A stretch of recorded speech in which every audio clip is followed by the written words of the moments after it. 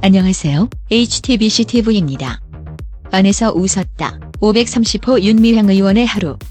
더불어민주당 윤미향 의원은 1일 아침 9시 서울 여의도 국회의원회관 자신의 사무실인 530호로 출근한 뒤 퇴근할 때까지 사무실 밖에 나오지 않았다.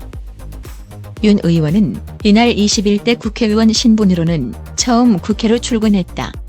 그는 사무실 앞에 취재진이 몰려있는 가운데 백팩을 메고 황토색 스카프 차림으로 들어갔다. 상의 왼쪽에는 위안부 할머니 상징인 빨간색 나비 배지가 달려 있었다. 기자들 질문에는 하루 종일 묵묵부답이었다. 윤 의원은 점심 식사를 위해 사무실을 나설 것이란 예상을 깨고 오후 늦게까지 사무실 안에서 업무를 봤다. 국회의원 회관 사무실 안에는 화장실이 마련돼 있다. 이날에는 윤 의원 지인이 보낸 응원합니다란 축하난이 사무실로 도착하기도 했다.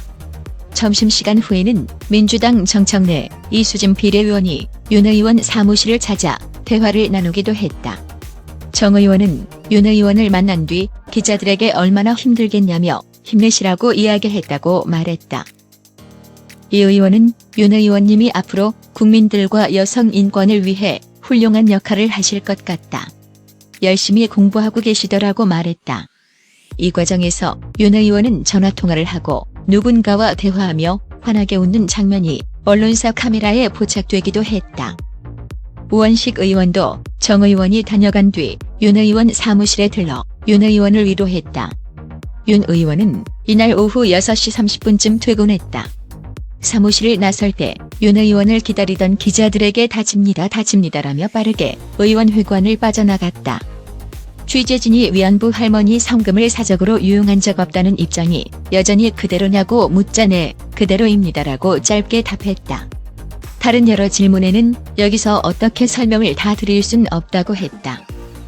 이날 윤 의원은 같은 당 의원들에게 친전을 보내 자신에게 제기된 의혹에 대해 성실하고 빠르게 소명하겠다고 설명한 것으로 알려졌다.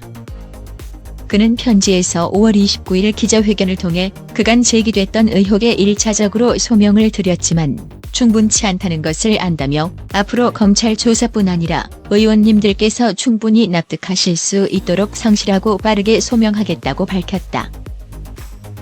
윤 의원은 그러면서 회기를 시작하기도 전에 당과 의원님들께 큰 짐을 들인 점을 안타깝게 생각한다. 저와 정대협이 지난 활동이 본의 아니게 국민과 당 의원님들께 심려를 끼쳐 진심으로 송구하다고 했다.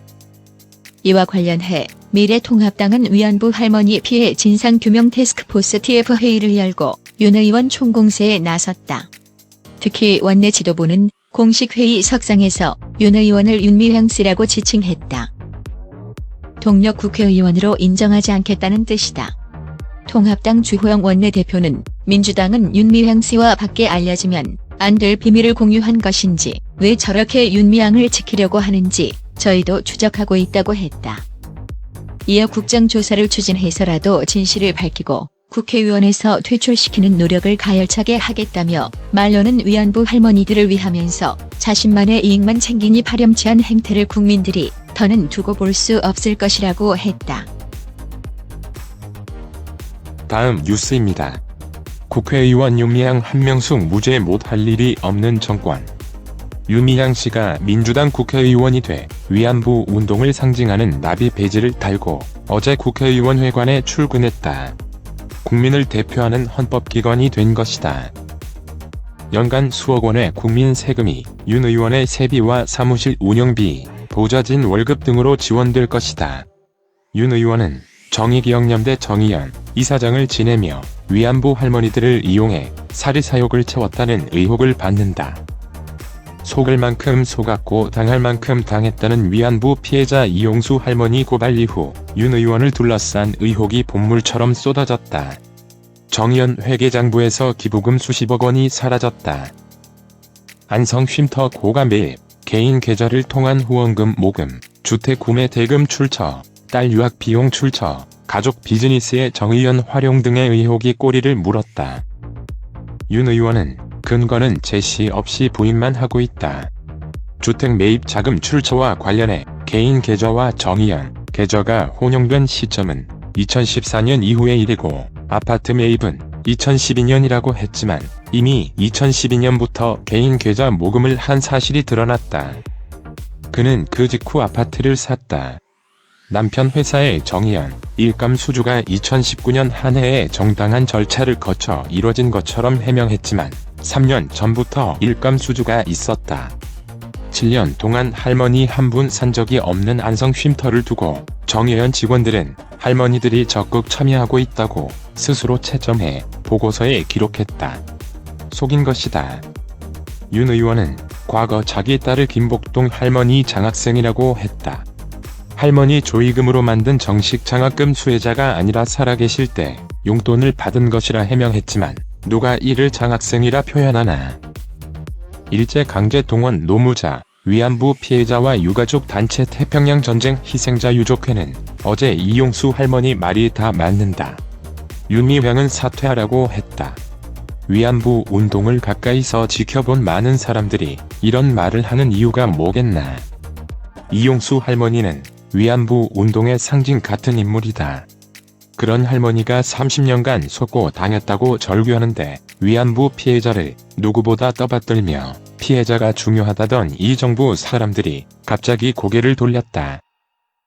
문재인 대통령은 사실관계를 규명하고 엄단하라고 하는 대신 침묵으로 윤미향을 변호하고 있다. 문 대통령은 기무사 개업 문건, 김학의, 장자연, 버닝썬 사건 등의 경우 특별수사 지시까지 내렸다. 여권 지지자들은 오히려 이용수 할머니를 친일파 토착 왜구라고 공격한다. 이들에게 중요한 것은 위안부 피해자들이 아니라 위안부를 빙자한 운동권 자기 편들이다. 국민 대다수는 윤미향이 의원 될 자격이 없다고 본다. 그런데도 버티고 여권은 감싼다. 여당은 한명숙 전 총리 무죄라는 억지도 이어가고 있다. 유죄 물증이 너무나 확실해 대법원 만장일치 선고까지 내려진 일을 다시 뒤집으려 한다. 무능, 실정, 비리, 불법을 거듭해도 국민 다수가 선거에서 손을 들어주니 이제 못할 일이 없다는 식으로 폭주한다.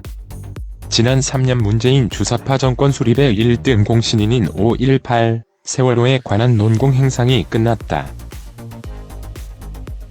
마지막으로 위안부 관련자를 정치인으로 끌어들임으로써 좌파 단체들의 논공 행상과 어떻게 하면 부귀 영화를 누릴 수 있는지 방향을 제시한 문재인 주사파 정권은 반드시 역사의 단죄를 받을 것이다.